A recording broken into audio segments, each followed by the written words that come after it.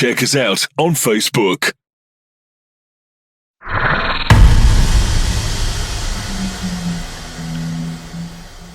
Preface by Mrs. Shelley to first collected edition, 1839. There are some stumbles in this audio, particularly one that's made in the Greek a little after the 5-minute mark.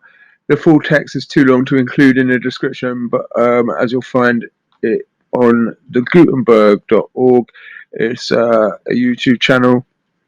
YouTube channel's handle is Mad About Shelley. Mary Shelley's preface to Percy Shelley's poems. Mary Shelley's preface to Percy Shelley's poems, first edition, 1839. Obstacles have long existed of my presenting the public with a perfect edition of Shelley's poems. These being at last happily removed, I hasten to fulfill an important duty, that of giving the productions of the sublime genius to the world, with all the correctness possible, and of, at the same time, detailing the history of those productions as they sprang, living and warm, from his heart and brain.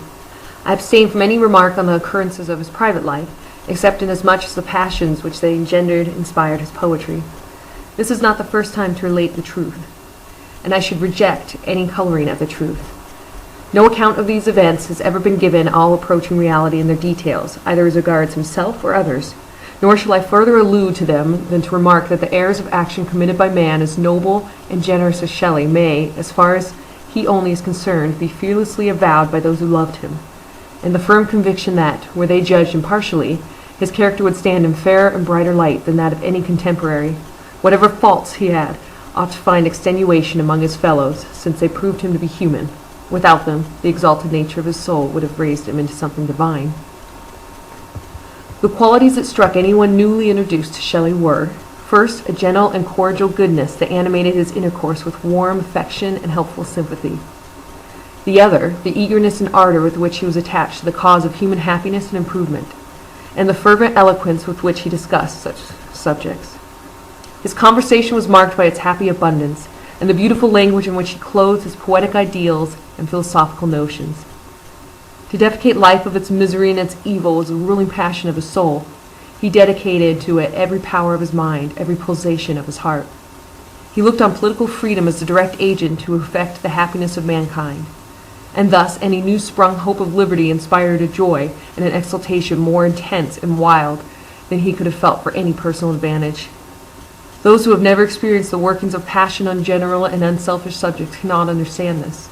And it must be difficult of comprehension to the younger generation rising around, since they cannot remember the scorn and hatred with which the partisans of reform were regarded some few years ago, nor the persecutions of which they are exposed.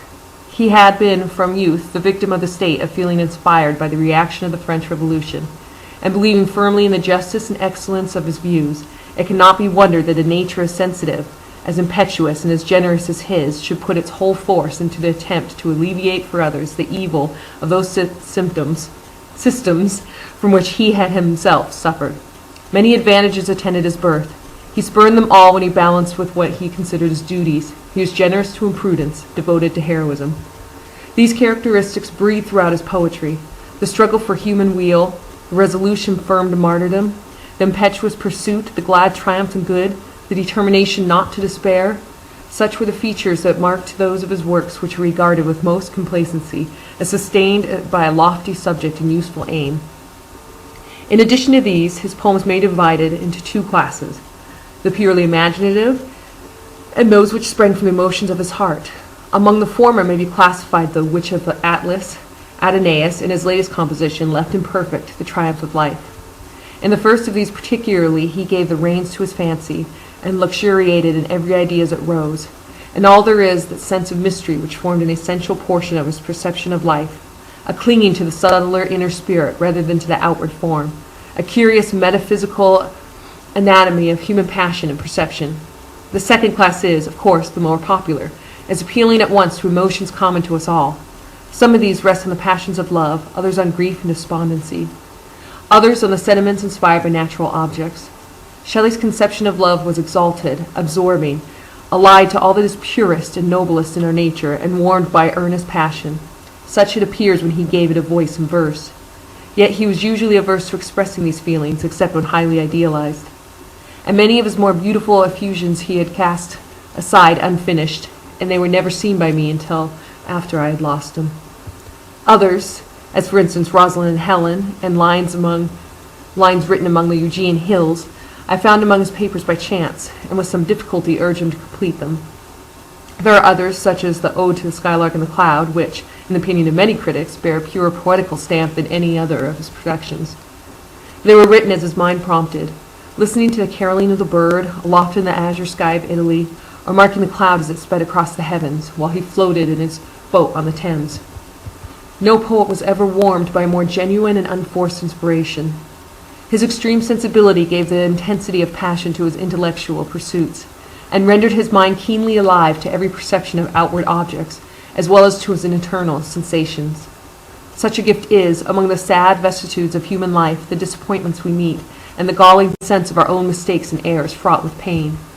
To escape from such, he delivered up his soul to poetry, and felt happy when he sheltered himself from the influence of human sympathies in the wildest regions of fancy. His imagination has been termed too brilliant, his thoughts too subtle. He loved to idealize reality, and this is a taste shared by few. We are willing to have our passing whims exalted in passions, for this gratifies our vanity, but few of us understand or sympathize with the endeavor to ally the love of abstract beauty and the adoration of abstract good. The Agalth Kai Kalin of the Socratic philosophers, with our sympathies with our kind. In this, Shelley resembled Plato, Check us out both taking on more delight in the Facebook. abstract and the ideal than in the special and tangible. This did not result from imitation, for it was not till Shelley resided in Italy that he made Plato a study. He then translated his Symposium and his Ion, and the English language boasts of no more brilliant composition than Plato's Praise of Love, translated by Shelley. To return to his own poetry, the luxury of imagination which sought nothing beyond itself, as a child burdens itself with spring flowers, thinking of no use beyond the enjoyment of gathering them, often showing itself in his verses. They will only be appreciated by minds which have resemblance to his own, and the mystic subtlety of many of the thoughts will share the same fate. The metaphysical strain that characterizes much of what he has written was... The next setup is from the Fountain Poet. Okay, we got the Water Woven performance at BRLSI. That's the Bath Poetry Cafe Bath Literature Festival. Check us What out you're seeing, on Facebook. It'll be Claire DeProse, Joe Waterworth, Ewan McPherson, Emma Bolton, Maura Kispis, and Sarah Butler. Pardon me if I said anything of that wrong. It's from the channel Andrew Henton at YouTube. And for more information, you can open the channel and check it out. It's to do with the Bath Poetry Cafe and Bath Literature Festival. And it's featured performance.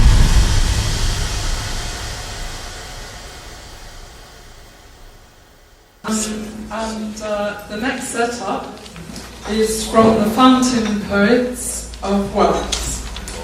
True to their name and nature, they present a collaborative flow of words on a watery theme. From the first hint of rain to the vastness of the Atlantic, there will be drought and flood, a birth amid the Glastonbury mud, wild swimming, danger, a very dark dreamscape, tadpoles, seals, a couple of mermaids, and a great many birds. Here are Claire Diprose, Joe Waterworth, Sarah Butler, Ewan McPherson, Maura Kizevich, and Emma Bolton. They would like to thank Rachel Klein for advice on presentation, and I think a bit of help from a green stick. And some of the Fountain Poets have got publications on the book table, which you're welcome to peruse after the discussion which comes immediately after this. So, over to Water. Check us out on Facebook. I'm in the garden at last, hanging out the washing, though it might rain. Sheets flap in my face, wings of swans. Here goes the rain, a few drops, a downpour, water, welter, thunder, slam, hammer, bang, lightning strikes, rip-roaring thunder crashes, wind howls, rain horizontal, rain torrential, daily rain. For the rain we are about to receive, may our water butts be truly thankful. Old rain, bored with this Atlantic darkness, lifts the drain covers, drills its fingers against the pane. The dogs, depressed, slink closer to the sodden earth. They need a therapist, and so do I. I like to give advice. I'm not on plain rain. On my life's map, each inch could make a mile. I look for rivers, but all I see is rain. Late at night, the waters broke. Downpourings, hour after hour, disturbed our sleep with dreams of drowning. In the morning, pooled and puddled pastures mirror exhausted sky. A dozen long-tailed tits chitter among the dripping sycamores, flick in and out of sight. The stream, gone feral overnight, blunders between its banks, brandishing branches. The lane spawns a river, caramel, swollen, pumping iron.